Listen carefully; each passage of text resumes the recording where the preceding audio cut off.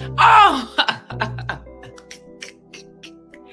oh my gosh. Listen, you have entered into the Urban Suite with me, Dr. Lisa LaCon. So I have natural hair. If I had more hair, I would pull it, but I don't have that much hair to pull. Oh my goodness. Oh my gosh. People are like, oh my gosh. So and stare. Welcome, welcome, welcome. Something about Elisa. There's something about Elisa. He said, Lisa. Oh, Lisa. Lisa, remember you were talking about pivoting. I love that. Like, oh, dun, dun, dun, dun. Yes. All right, so you are back with me in the Urban Suite. Hello, Urbanites. Hello. Oh, I love that blue. Look at that. And you know what? This is our second year. Oh my gosh. So was it 2 years ago? No, last year? I can't remember. What you mean? What you mean? What? Are you serious? Anyway, May is Mental Health Awareness Month. So for the month of May, I try to have all mental health topics. Our life is consumed with fear. What are delusions? And the week before that, I talked about hallucinations because oftentimes in the urban community, we have a tendency to kind of mix up those two between hallucinations and delusions. A hallucination, see how I did it? So between hallucinations and what are hallucinations and delusions, and people kind of put them together to make it sound like hallusions. But there's no such thing as a hallusion. It's a hallucination or delusion. It's all in your mind. And we are going to dig in and dive into thoughts versus feelings. We all got feelings. I don't care how tough you're supposed to be. I don't say anything I feel. I don't share anything with the internet. Huddle up, team. Feelings out 3. 1, 2, 3. Feelings! And a lot of people don't know what that is. I don't want to hurt her feelings. Like, do you know what emotions are? What we're gonna do is learn to hide our emotions with math problems. You asking me? I'm asking you. Who, me? Oh, yeah. Well, I think I do. I know what emotions are. Your feelings are not only forgivable, they are the very meaning of life that only pre-silicon carbon-based entities can ever grasp. Oh, what? Are you serious?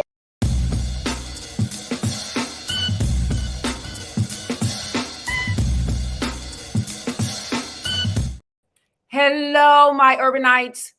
You have landed in the Urban Suite with me, Dr. Lisa LaCon.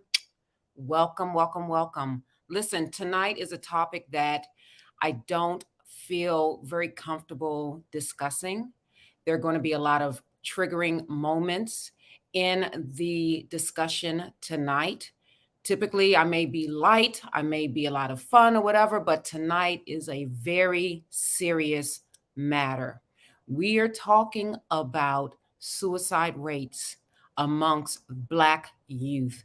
Something is out there that is happening that is affecting our Black youth, and we're here to discuss in the Urban Suite with me, Dr. Lisa LaCon. So after these messages, we will be right back. Stick with us.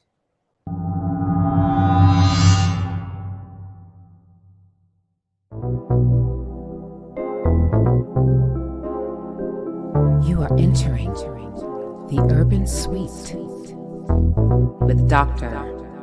Lisa LaCon.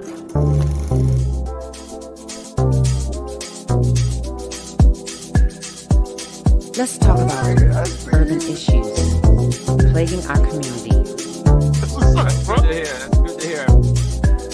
Let's talk about mental health. Lisa. Listen, this topic tonight is, again, makes me feel very uncomfortable discussing it because we are talking about our youth who are ending their lives. They are committing suicide at alarming rates. Staggering statistics show this, and we're going to get into this a little later. And the question is If everyone is so woke, why are we, our Black youth, sleeping for eternity? I don't understand it. I think I do, but I don't. There's so many things that are happening with and to the Black youth. So we're going to get into the 7 risk factors of suicide. And don't you know, nowadays you can't even say that term. I am using terminology from DSM-5. So I will be saying suicide. I will not be saying unalived. I will not be politically correct tonight. I will say the clinical terminology that is used in my world, in my environment as a mental health professional. So, after a word from our sponsor, as well as the missing person, we're going to get into it with the 7 risk factors of suicide. Stay with us.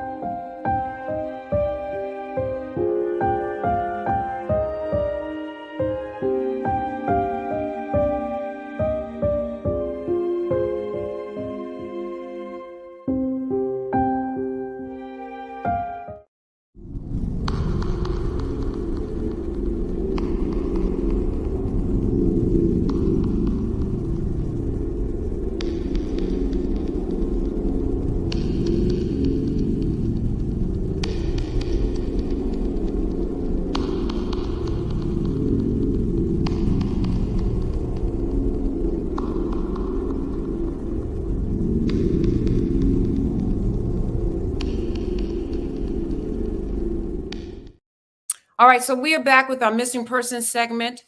And tonight we are highlighting Mr. Bryant C. Harris. Listen, Bryant has been missing since May 16th, 2023 from Kansas City, Missouri. Listen, you folks from Kansas City, Missouri, I need you to do me a favor. I need you to look at this picture of him. I need you to share this information. This is someone's perhaps child, someone's relative that is missing.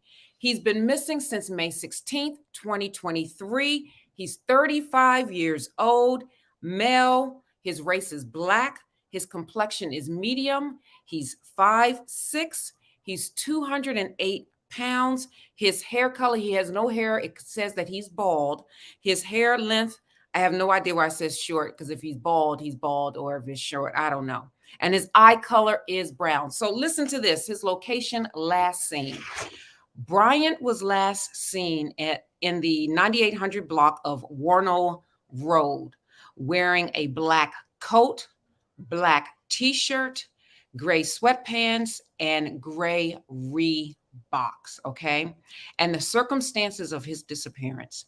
Bryant has a diagnosed medical condition which requires medication. He is considered endangered. So, anyone with information, please contact the Kansas City Police Department at area code 816-234-5111. I'm going to repeat that number for my audio podcast, Urbanites. That's on Spotify, iHeartRadio, Google Podcasts. That number is 816-234-5111, or you can contact BAMFI, that's the Black and Missing Foundation Incorporation, at 877-97-BAMFI. Let's bring Mr. Bryant C. Harris home safely. Thank you.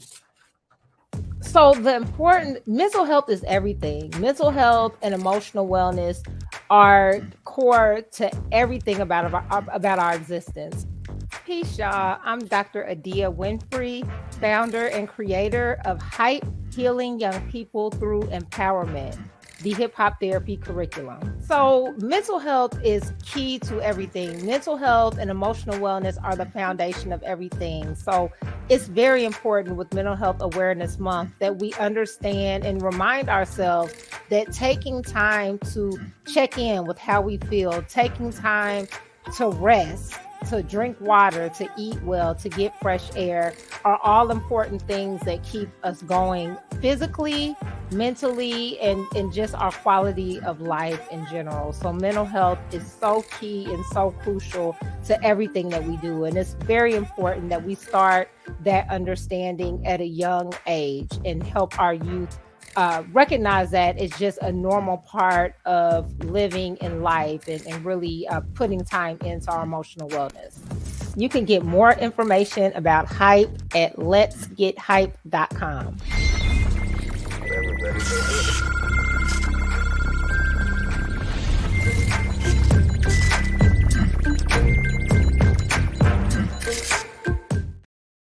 All right, so I am back with my Urbanites in the Urban Suite talking about the 7 risk factors of suicide. All right, so before I begin, I want to say, let's see, Jesse Burns. Good evening, Jesse Burns. Thank you for tuning in to the Urban Suite. Thank you as always. Hopefully, just share this information with your folks, your relatives, with your grandchildren. This information is very alarming. Now, I'm not dancing. I'm not on TikTok. I'm not on whatever. So guess what? This is not attractive to a lot of folks. It's not attractive to a lot of folks. It's not entertainment. And oftentimes we get so caught up in entertainment that we lose focus of what's really important that is adversely affecting our community. I'm going to read some statistics from the CDC. All right. I have to put my glasses on, you guys. All right. Listen to this. New research shows that the suicide rate among Black children and young adults is increasing faster than any other demographic, according to the Centers for Disease Control and Prevention. The data shows, I need you to listen to this. The data shows a 36.6% increase in the suicide rate among Black people aged 10 to 24, rising from 8.2 per 100,000 in 2018 to 11.2 per 100,000 people in 2021.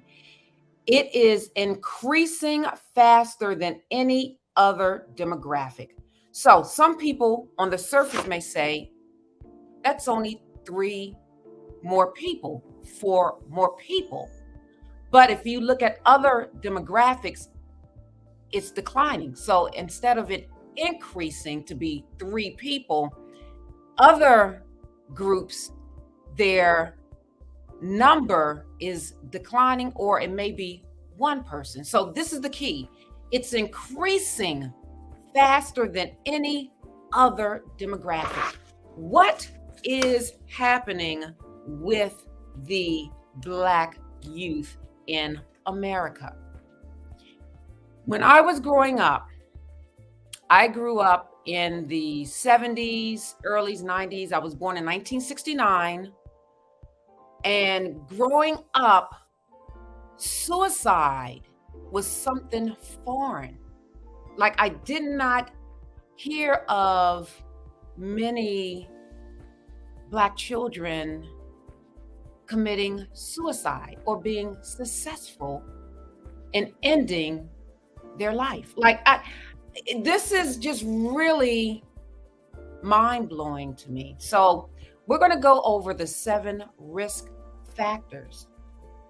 And I have to be honest, as a young adult, I became very depressed and I attempted to kill myself. Now, we're going to talk about this a little later in terms of the 7 risk factors. All right. So when we get to that risk factor that affected me, I'm going to elaborate a little bit more. All right. So these are risk factors, meaning these are psychosocial issues or psychosocial stressors or things that can cause one to want to think about committing suicide. And these are called suicidal ideations, where you have the idea. Now, just because you have the idea does not mean that you're going to go through with it. You have the idea, you have the plan, and then you have the execution.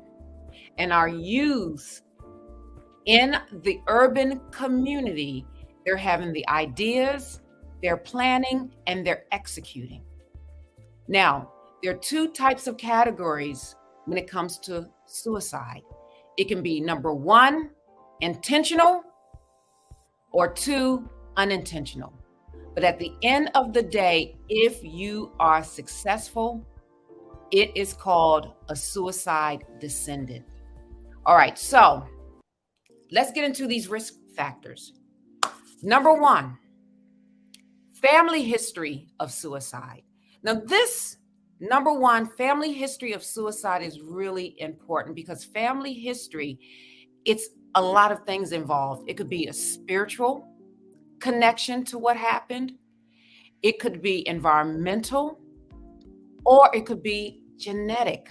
So say, for instance, if you grow up in a household and your parents are very depressive and that's all you see and that's all you know, family history of suicide.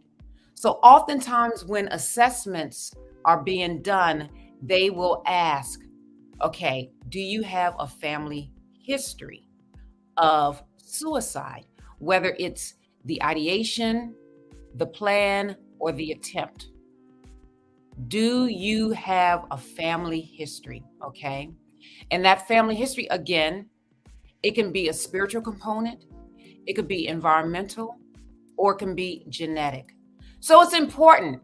I don't know why this came to me, but it's important when you are in a relationship and you want to, you're looking for your mate for life, you have to ask that question about their family history and about them, because this is very serious. All right. Number 2 risk factor is previous suicide attempts. Have you tried to do this before? Typically, the answer is either yes or no, and that's it. Have you attempted to do this previously? How long ago? When was it? Where was it? Why? How?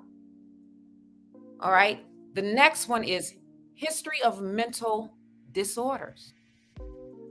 Oftentimes, people who are diagnosed with psychiatric disabilities may attempt to end their life because they cannot tolerate the psychoses that is, that comes with their diagnosis.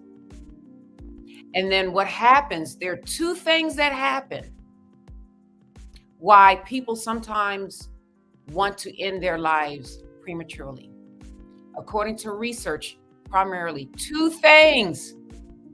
Number 1, hopelessness. People believe that the situation that they're in right now, today, is permanent.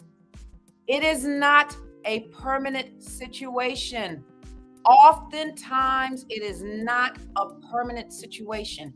So what happens? As a result of people having no hope, they believe that this is the end all, be all, and they operate out of hopelessness. And that hopelessness can cause people to want to kill themselves, to want to end their life. And then number 2 is isolation. When people feel like they have no supports in place, nowhere to go, no one to talk to, they feel the hopelessness, like whatever situation that they're in today is going to last forever.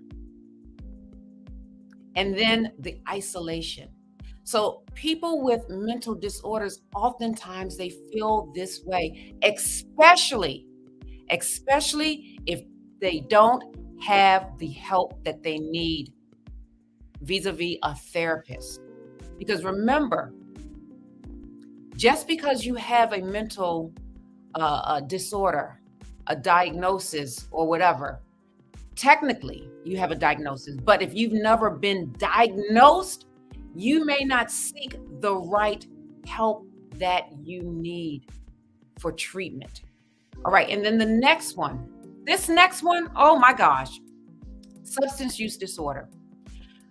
Substance use disorder in the urban community is rampant. And I'm going to talk a little bit about marijuana use disorder right now. Let me tell you. All right, so I went over the aged 10 to 24 increasing. That is the onset and the age when, one, a lot of children are introduced to marijuana. Number 3, they are addicted to marijuana. Or no, that's number 2. And number 3, because their frontal lobe is not fully developed, they are impairing their brain. Let me tell you about marijuana.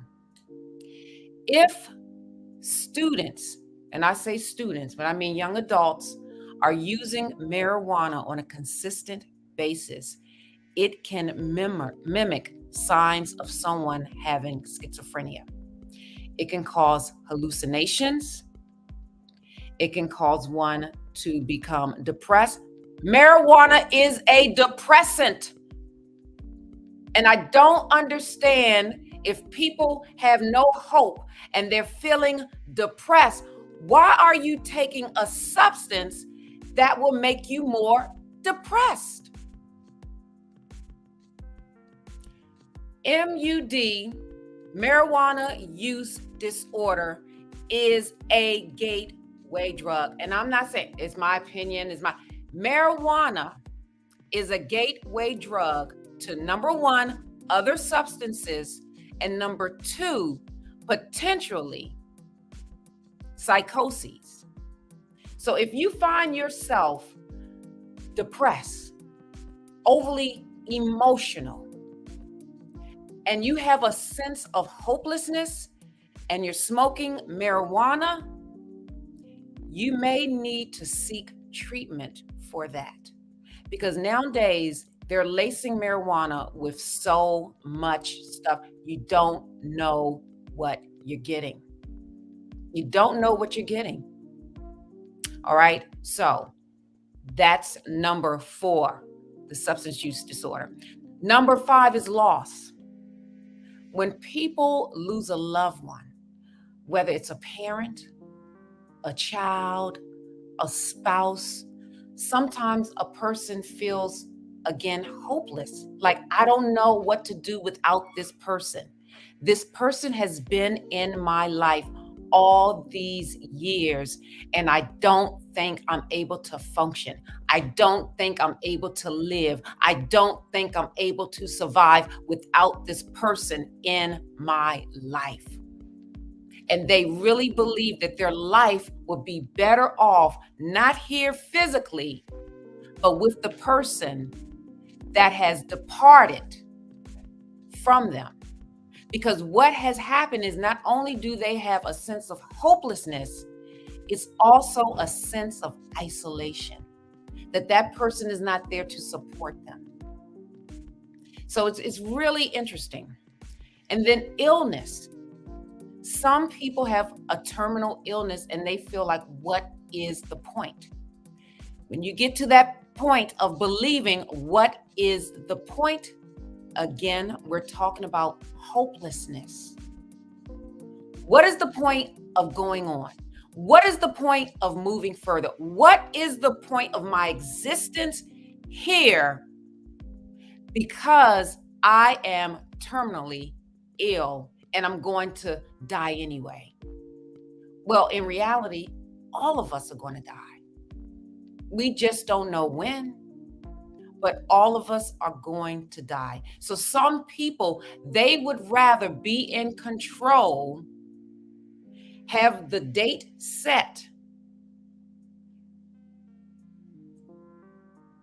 They have the thoughts, they have the plan, they have the attempt, and they are successful. And the next one, which is very important, access to lethal means. Well, what is a lethal means? Let me tell you what a lethal means is.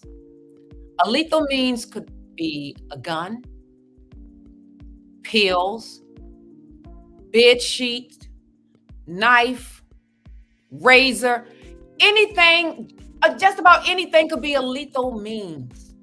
So do you all remember when you used to watch a movie and they had people in the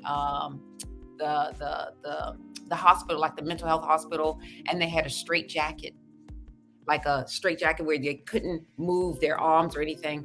Why do you think they did that? It is to prevent the person from harming themselves and from harming other people. It's very serious. Now, for me, it was access to lethal means, how I thought I wanted to end my life. And it was through razors, cutting myself, because I felt like hopelessness. And I'm looking back and I'm like, what was that? And I cannot attribute that to anything except, for me, it was a very heavy demonic spirit. Very demonic spirit over me. And it wasn't until I left the environment where I was and I saw that there was a better life for me. Now I had hope. Oh my gosh, I have hope. I don't have to live like this. I don't have to think like this. I don't have to have these thoughts. I have hope. And this is why we have to have these uncomfortable conversations, because we spend more time wanting to dance, wanting to sing, wanting to look at fashion shows, wanting to look at things that, in a sense, we're ignoring a major illness in our community. Why aren't we talking about this? Why aren't we having these discussions? Why is it that news of fighting, news of violent behavior takes precedence over what is happening to our youth in the urban community? Let's see, do we have any? Hannah says, wow, the numbers are very alarming. Yes, they are. Let's put some of these comments up. Wow, the numbers are very alarming. Yes, they are. They are very alarming. And she says, I am an MJ user myself, and I definitely agree. You should never use the plant to cope. Yes, that means marijuana. Yes, you cannot use the plant to cope. But what happens is when you use it, because it's a chemical that's entering into your brain. It's hijacking your brain. And unfortunately, if you are younger than 24, it's definitely attacking your frontal lobe, which is responsible for logic and emotions. So these people that are using marijuana, that are aged 10 to 24, your frontal lobe is not fully developed. Logically, emotionally, it's not fully developed. Now, these are some direct warning signs for people. If someone verbally communicates, I want to harm myself, I want to kill myself, I want to do, you have to report it. You cannot believe that these are empty threats. You cannot believe that they are empty threats. Or if they have written communication, they may write a note.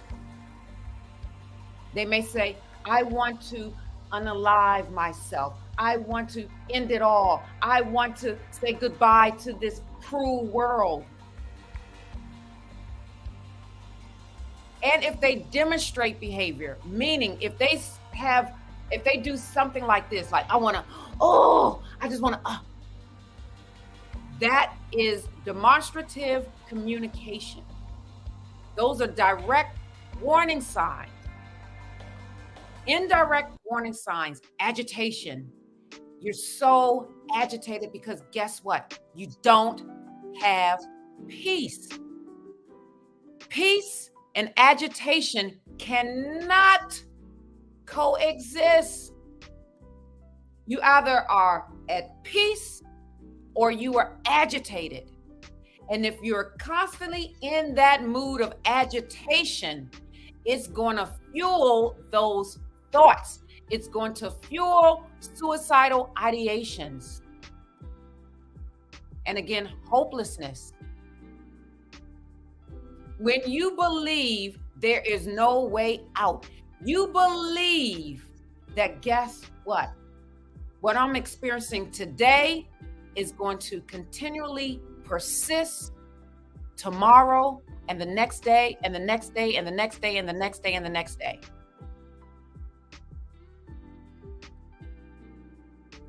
Jesse Burns says, I can't believe the number. Yes, these numbers are out there. It's real. We have to have this dialogue. We have to have this discussion. Our children are killing themselves.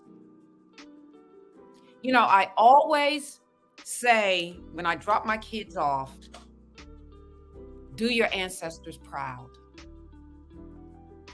Do your ancestors proud that came from the shores of Africa, chained and shackled, next to someone that they may have known, next to someone that they didn't know. They were vomited on, urinated on, defecated on, but they made their way through that passage here. And here we are, standing here today, and our children believe there is no hope. They believe that there's nothing else out there for them. But we live in this woke generation. Everybody's woke. Everybody is woke except for our children that are sleeping for eternity. Oh, I'm woke. I'm woke. I'm woke. Well, how woke are you really? Because I remember growing up where we weren't woke and we didn't have these suicidal rates. That's one aspect. I believe spiritually something is happening also. That's another aspect. But let me get back to the indirect warning signs. All right. So the next one is you can't sleep, insomnia. And you know why you can't sleep and you're tossing and turning? It's in your mind. The thoughts, the problems. I can't get out of this. I can't get out of this situation. What do I do? How do I get out of this? I don't know. You have no peace.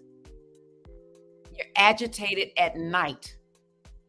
And because you're agitated at night, you cannot have a peaceful sleep. So what do? You take a hit, self-medicate. You self-medicate with marijuana. You self-medicate with alcohol, which is also a depressant. And then you self-medicate with these depressants when you don't want to be more depressed. Like, how? I was wondering when you was gonna mention alcohol. Yes. Because people are heavy drinkers. People are heavy drinkers. Alcohol is a major depressant. And if you are depressed, you're compounding the depression with the substances that you're taking, which is alcohol and marijuana. You also didn't use. Oh, hold on for a second. Wait a minute. Another one is depression. Okay. As another indirect warning sign. When the person feels as if they don't want to engage in a lot of activities. Now, what I have, it's called the Patient Health Questionnaire 9. And if you need information about this, let me know. And basically what this is it's a questionnaire to assess how depressed you are, which can somewhat assess your level of suicidal ideation. So when you go to your doctor, when you go to your primary care physician, your PCP, they may ask you a series of questions, like 9 questions. Some of them do it very formally. Some of them do it informally, but this is what they are assessing. They're assessing your level of depression. It's very simple. It's a very valid tool that's used. I know my daughter's old pediatrician used it. I know I use it when I work with clients one-on-one because I need a baseline to determine who and what I'm dealing with. So yes, Curtis, you wanted to say something? Well, 2 things. First of all, do you think we could put that up on the website, drlisalacon.com? The questionnaire. Yes. People ain't gonna see that nowhere. You know what I'm saying? Like they ain't never gonna even know that exists. Right. So what I'll do is I will put the link up, and if you are interested, or email me, just say here, even in the comments, I'm interested in the PHQ-9. What's that stand for again? Patient Health Questionnaire 9. 9 items, very simple. And let me go over some of the items. Number 1, it says, okay, over the last 2 weeks, because remember, you have to look at duration, okay? It's not just one day or whatever. You have to look at duration. Over the last 2 weeks, how often have you been bothered by any of the following problems? And it's sort of like a Likert type scale, meaning the answers range from 0, not at all, to 3, nearly every day. So 1 is, number 1, little interest or pleasure in doing things. Number 2, feeling down, depressed, or hopeless. There's that hopelessness. Number 3, trouble falling or staying asleep or sleeping too much. It's about extremes also. Feeling tired or having little energy. Number 5, poor appetite or overeating. Number 6, feeling bad about yourself or that you are a failure or you have let yourself or your family down. Number 7, trouble concentrating on things such as reading the newspaper or watching television. Number 8, moving or speaking so slowly that other people could have noticed, or the opposite, being so fidgety or restless, that you have been moving around a lot more than usual. And number 9, thoughts that you would be better off dead or of hurting yourself in some way. Yeah, those are good questions. I mean, to assess a person's level of depression, but like, where would they ever come in contact with that list of questions? Like, unless you were Your looking doctor. for it. Yeah, your doctor. Every doctor that you go to now, they definitely You mean like the medical doctor? Yeah. Your Okay. PCP, your primary care physician. I know my primary care physician asks those questions. So say for instance, when you go on your yearly exam, that's one of the first things that they should do. Now, it may not be the doctor, it may be the nurse that asks you those questions. And I know the pediatrician, now pediatricians are asking children those questions. Now, pediatricians, they may kind of reword it, but it's still assessing the same thing. So you have the different levels. So say for instance, if you score on this from a 1 to 4, that's minimal depression. If you score 5 to 9, it's mild depression. If you score 10 to 14, that's moderate depression. If you score 15 to 19, it's moderately severe depression.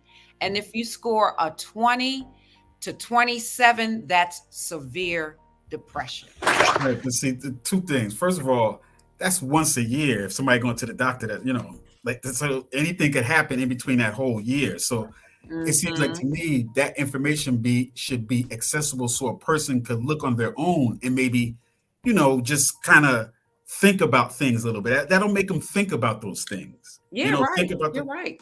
So it'll make them assess it themselves and just kind of judge it themselves a little bit. They might not have a stomach ache or something that's gonna make them go to the doctor, but they ain't going to the psychiatrist. Right. Yeah. They ain't got no appointment for the psychiatrist. Right. And that's another issue in our community. Right. But I want to get back to the original thing I was gonna say, which was this whole time too, the major difference that you didn't bring up yet is social media though. I'm getting ready to bring that up. Trends, you talking about things could be popularized to people and stuff like that, like certain ideologies or certain fads that come into being or whatever. What about people getting socialized into other mindsets because of social media? People that they never had access to in their family don't think like that, but other people on social media or in some sort of community out there does. Right. So I was watching, I confess, TikTok. I was watching TikTok because a lot of my TikTok feed is based on what I'm interested in. So I have a lot of things with psychiatrists, medical professionals, things like that, because that's what I'm interested in. Yeah, but other people, yeah. Right, but that's right. That's the thing about TikTok. So I was on TikTok and the Dove, the commercial came on. It's like a, Dove soap. So the commercial came on. And it was beautiful commercial. It started out with a woman giving birth to a child. And it was just beautiful. And it's like presented by Dove. And then you see the child growing older, like 3 years old, 6 years old, 7, having fun, being very innocent, playing whatever. And then you saw the little girl getting to be, I believe, like 10 to 12 years old. And it was her birthday. And she was gifted a cell phone. Now, immediately when I saw that cell phone land in her hand, I was like, uh-oh.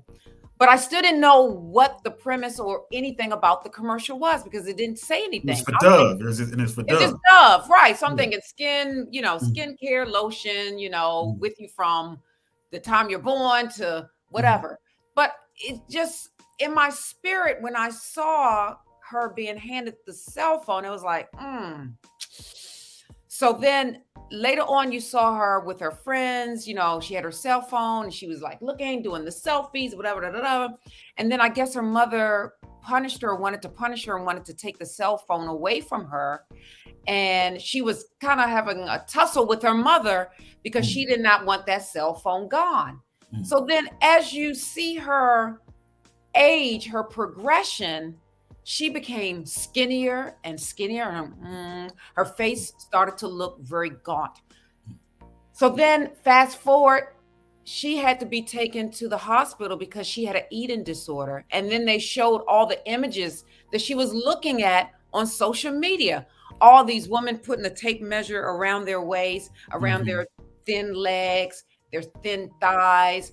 And she was trying to compare herself to the images that she saw on social media. And the only way she thought she could do it was to have an eating disorder. And guess what I just read in the news? What was that? In Guyana, there were about 13 people killed in a fire because the house mother took the student's cell phone away, and the student was upset and burned the place down. Yeah. And I mean, there was this video circulating around on Twitter and that too about a girl, like a young girl, punching out a teacher because she took her cell phone. Yes. Yeah. And then people are mad at the parents. Social media, you know, anything, I believe anything can be perverted. A fork can be perverted. Yeah, I can stick you in the eye with a fork. Yeah, it's a weapon. It's a weapon. But was it meant to be a weapon? No. Or was it meant to pick up food and put it in our mouth? Yeah, that's what it's for. Like a knife, a steak knife. But what's social media, you know, we don't know what the purpose of social media is. Yes, slaves to technology. We are slaves to technology, especially that social media. When you are in that mindset, you don't really realize how bad things are actually getting. Living in delusions. Having a good, loving support system is crucial. Absolutely, absolutely. It is so important. It is imperative because, again, that isolation. But that social media, I'm telling you, and I think what's happening is a couple of things happening. I can't say it's just one thing. I think social media is a contributing factor. And let me tell you another thing about this social media. I saw on the news that the school children, they were catching the school bus, and the school bus driver had a heart attack or a stroke behind the steering wheel. And one student saw this. Oh, yeah. I saw that. Right. Yeah, I saw that. And the student started to maneuver the bus. Yeah, he handled the bus. Yeah, he handled it. But guess what? What? He was the only student on that bus that did not have a cell phone. Yeah, everybody was right. Everybody was like this. They didn't even know what was happening. And the one little boy, he didn't have a cell phone, and he saw that I don't know if it was a heart attack or some type of allergic kind of convulsion or whatever like that. They passed out. And so he's grabbed the steering wheel, put his foot on the brake, and then stopped the whole bus. Right. And then told everybody, use your phone for something worthwhile. Yes, call 911. Yeah, he was heroic, that little boy. They gave him a medal too. I'm sorry, back to the Dove commercial. So basically, Dove now, they have a campaign, Toxicity Against Social Media. That is their campaign. Toxicity Against Social Media. So that was the point of it. That was the whole point of that commercial. That was the whole point of it. For skincare, really. It was not for skincare. It was not. Because it's, this social media, because again, what's happening is when we grew up, when we were bullied, only about 10 people, 30 people knew, if that. Yeah. Now, because of social media, it has enlarged the pool of people who know that we're being bullied. And then more people who we don't even know are bullying us. So now, rather than someone being subject to 30 people, you're now subject to 3,000 people bullying you. So it's more, the magnitude is greater. It's magnified because of social media. Yes, it is magnified because social media. Because someone from India, someone from China, someone from who they've never met you. They got opinions. They have opinions about you. What you should be doing, how you should be dressing, that you look crazy. Yes. And then remember, growing up, we only had 5 TV stations, Mhm. and the TV cut off at a certain time. One quick message before you continue. Yes. Oh, social media is artificial distraction, which is why I deleted all my socials. Good. Yeah. So we didn't have as much, like we got out more. We had to be out in the street. We were latchkey kids. We were Yes. come home when the street light comes on. Get your water out the water hose and Yes. get sandwiches at your friend's house or whatever. Don't come in and out the door. You wasting my AC. Right. Stuff We like were that. not bombarded with 24/7 media. Mm. It's 24/7 now. Yeah. Every cable, streaming, it's Also too though, like the nature of the niche entertainments or whatever that you're going to be able to see is everything. You could see anything nowadays. Back in the day, we didn't have access to see anything. You know what I'm saying? We couldn't just see it like a Jeffrey Dahmer story or this or that. Like there's every little niche interest, there's a show about it. You know what I'm saying? we only have 5 channels, if that. We only have 5 channels. We had ABC, NBC, CBS, CBS, Channel 9. Well, we had Channel 9 and Channel 11, which is like WB. And, right. And back in the day, that was our Channel 20. Yeah. And then we had PBS. PBS was your And then Channel 13. We had to right. well, I was Channel 13. Yeah. And then the TV went off at 12, 1 o'clock. 1 o'clock in the morning. But now you got, regular HBO and all of that and Showtime still. But then you also have Netflix, Hulu, Paramount TV, Amazon Prime TV. I could go to sleep and wake up at 1:30 in the morning and find something on TV. Yeah. Or social media. Are you kidding me? TikTok, that's Facebook. Yeah. But I mean, it's... Yeah, I didn't even include the social media. Yeah. The thing is about social media, how do people find you?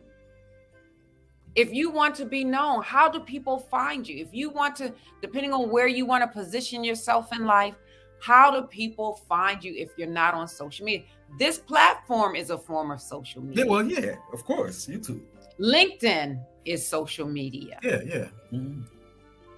LinkedIn, Facebook, all of these things. But like you said, though, it's not just a bad thing. It's also a good thing. You know what I'm saying?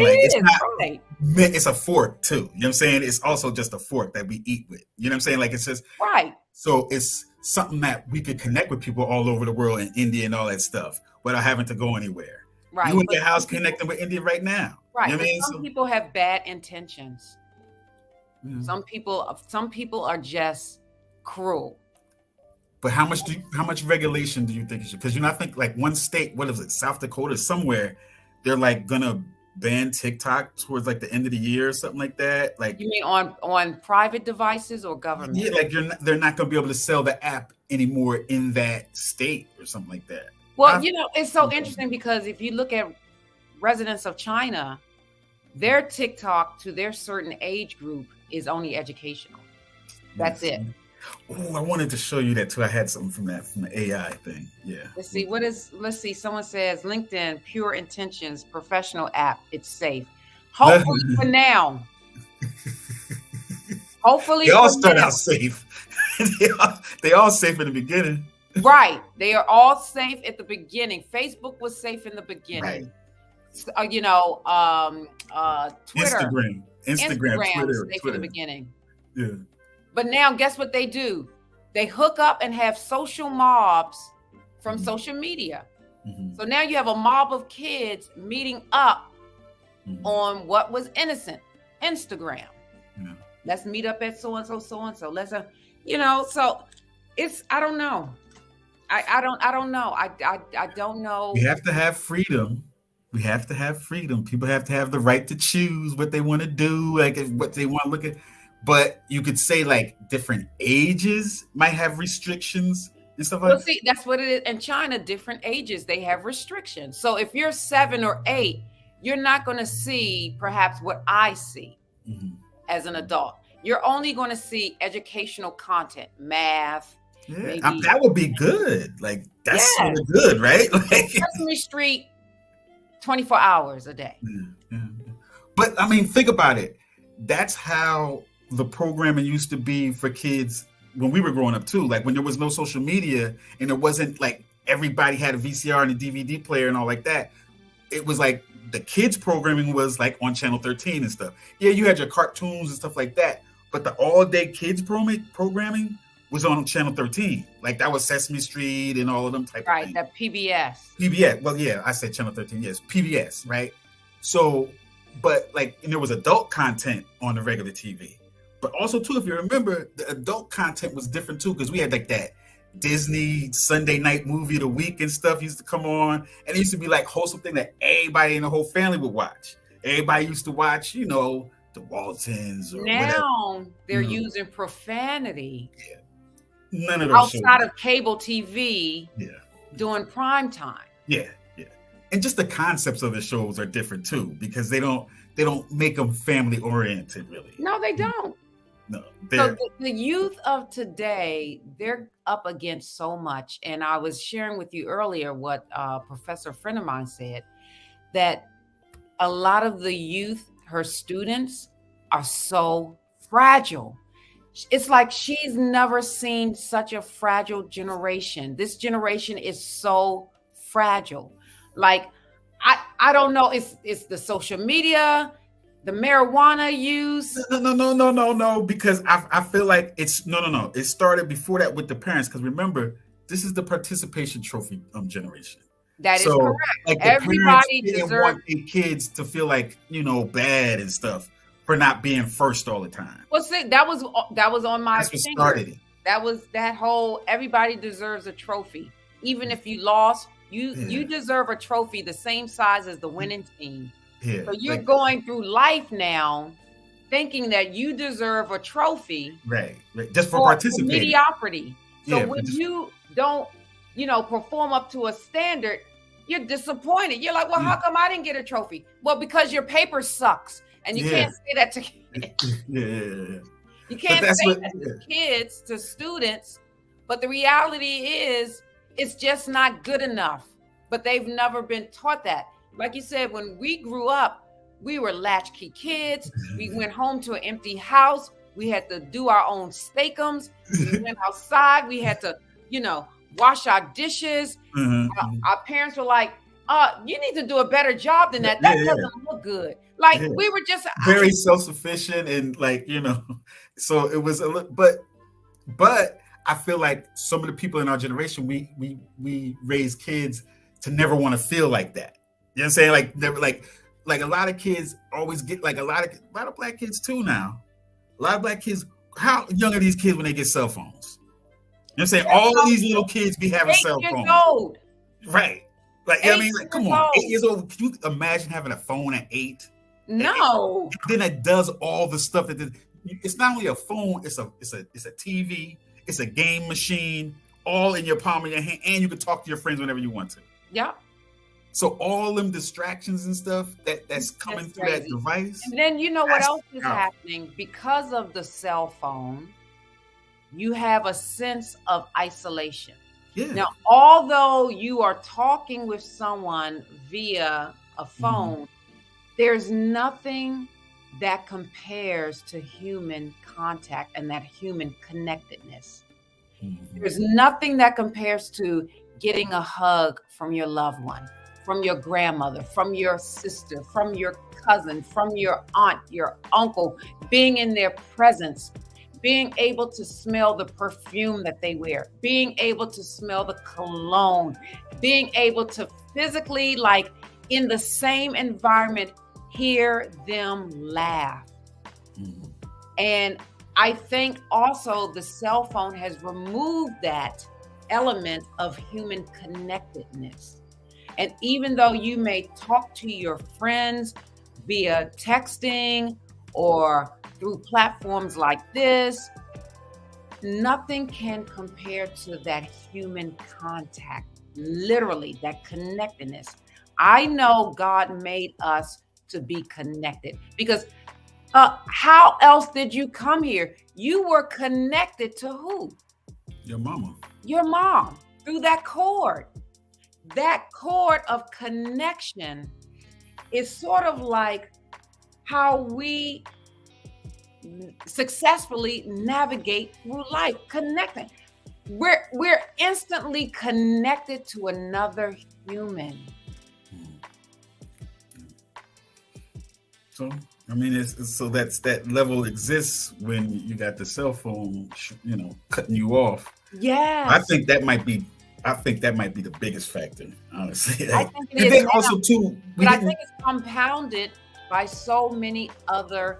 Right, because then also too, what about the pandemic and stuff too? You know what I'm saying? That is another thing, and to now, what happened in between there? The isolation. pandemic. You know what I'm saying? Come on. Isolation. One thing that I tried to do, all of our kids were home during the pandemic, and one thing that we always try to do, we try to really operate as a family. And I have to say, I had a wonderful experience during the pandemic. I really did. My husband and I, we really tried to, we had an effort, a pure effort. We were intentional for our children not to experience that whole world out there. We went hiking, we cooked together, we even went places traveling together because we had no fear about, whatever.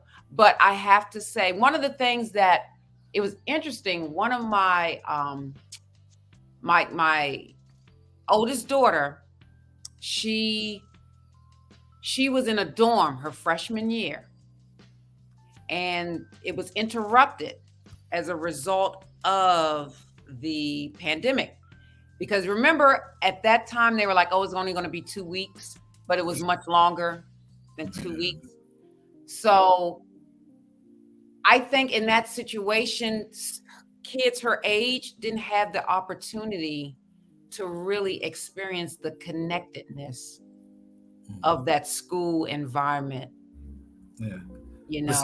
But also too, but which was on that list, just was that the witnessing loss. Think about how much loss people get to see on social media because it, brings you to every single case that comes up with anything. Right. So that's called suicide contagion. That's called suicide contagion.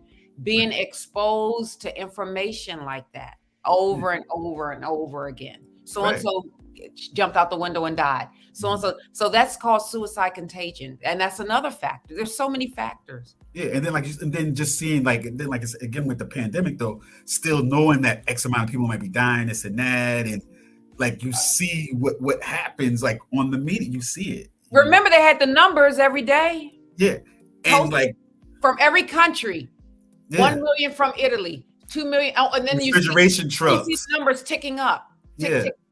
You would see the refrigeration trucks and all that stuff. You know what I mean? They had pictures of that. But even now, though, too, with social media, you get to see all kind of crazy, stuff that you would never have been able to see back in the day. You know what I'm saying? You see dead bodies and everything is what I'm saying. You know what I'm saying? You get to see car crashes, whatever you want, people get schools shot up. Remember they had the little videos with they played it with the outside the Target or whatever that was that they shot up down there. Which one? Where? Outside that little mall or whatever. Outside that they had a shooting right outside of a mall not too long ago. And the people got shot up and there was sitting in the alcove. They let all them pictures be out. They wanted people to see that. So they showed it. You know what I mean? Even the one that happened the day after, it was in Texas, I believe. And the day after, that guy was either drunk or something. He ran over 8 people on the curb, and you get to see everything. You know what I'm saying? You saw the aftermath and everything of it. Yeah. So think about what kids can see nowadays. We would never have been able to see that anywhere when we were younger. So this is interesting. The pandemic put people in a fear-based mindset and forced us into isolation. And the Black Lives Matter movement was also occurring during that time. It was a lot of stuff happening. Yeah. So much stuff. It was, when you think of it, was a lot of stuff happening. You got the next one? Yes. Yeah, it is. Oh, look, I just did it. Okay. A year of trauma and mental and emotional abuse for everyone. Yeah. So think about that. Them numbers, in a sense, could almost have gone up strictly off of the pandemic. Yes, You that's saying? right. Like a year of trauma and abuse? Are you kidding me? Yeah. Like, come on now. And it was really more than a year. without, Though. It was more than a year. Without a solution of how to get out of it. Yeah, because everybody was trying to figure it out. Like, it ain't like somebody got the whole master plan and stuff. Like, people's trying to figure their different ways, and everybody got conflicting information and So there has been a lot of, come on, like with job markets and stuff like that, and people not knowing what their future is going to be and stuff like that, and people seeing industries disappear and then new ones pop up, and at the same time, you're hearing about, well, this one's a billionaire. It's like, well, why am I not a billionaire? So people have a lot of, because of social media, you get to see all of that type of stuff way more than I guess we could have been sheltered because we didn't have social media. We were sheltered. We only had 5 TV stations and the TV cut off at 1 a.m. with a rotary dial phone. But I don't know. I still feel like we have more common sense in a lot of ways, though. But I think we had to, because we had to use our mind to be more creative in a sense.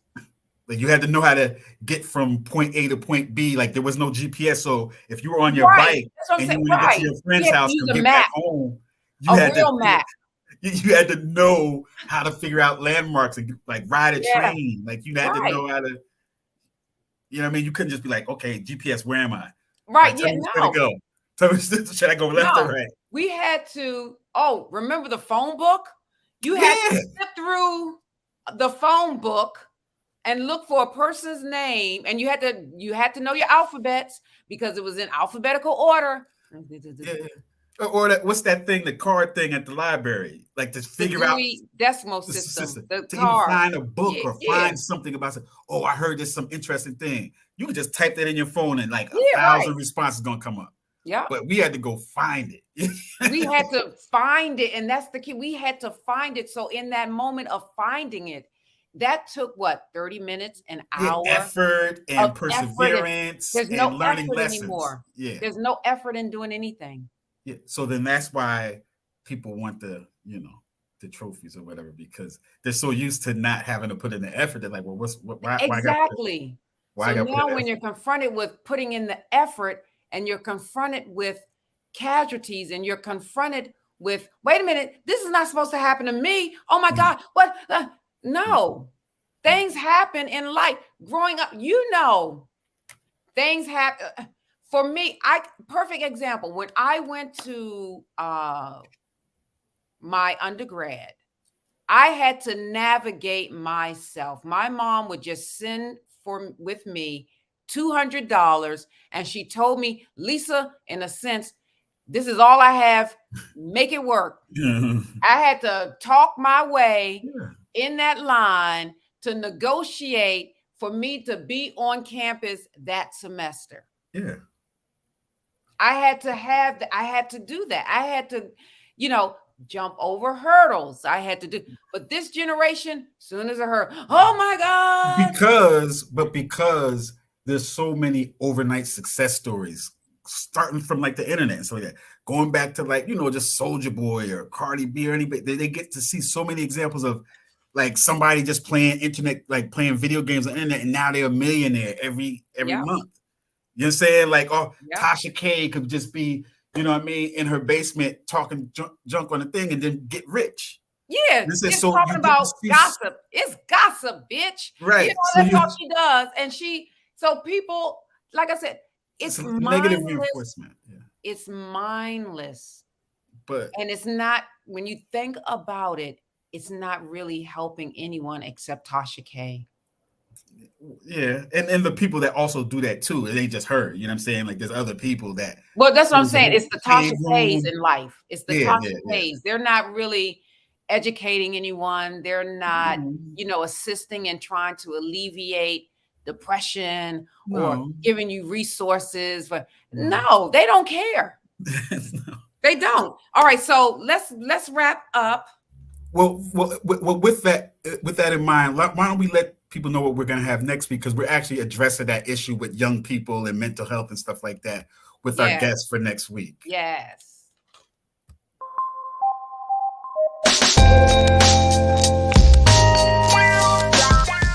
I mean, we could get really deep. I mean, when you're talking about anxiety or depression or anger, if you give youth space to really go deep, you can. And the songs give us the perfect foundation to allow the youth to open up. So, for example, in session 2, when we first introduced the topic of anger and depression, we used the song Slippin' by DMX and Lord Knows by Tupac. The songs that we use range from the mid-1980s all the way up until 2020 is about the latest song that we have to this point.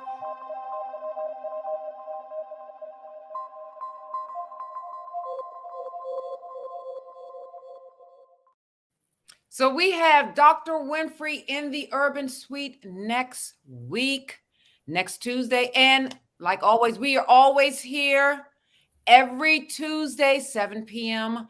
Eastern Standard Time in the Urban Suite. And let me run over these risk factors one more time. But if you missed it, you can always, because of social media, come back to it.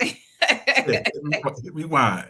Yes, you can always rewind. We have family history of suicide.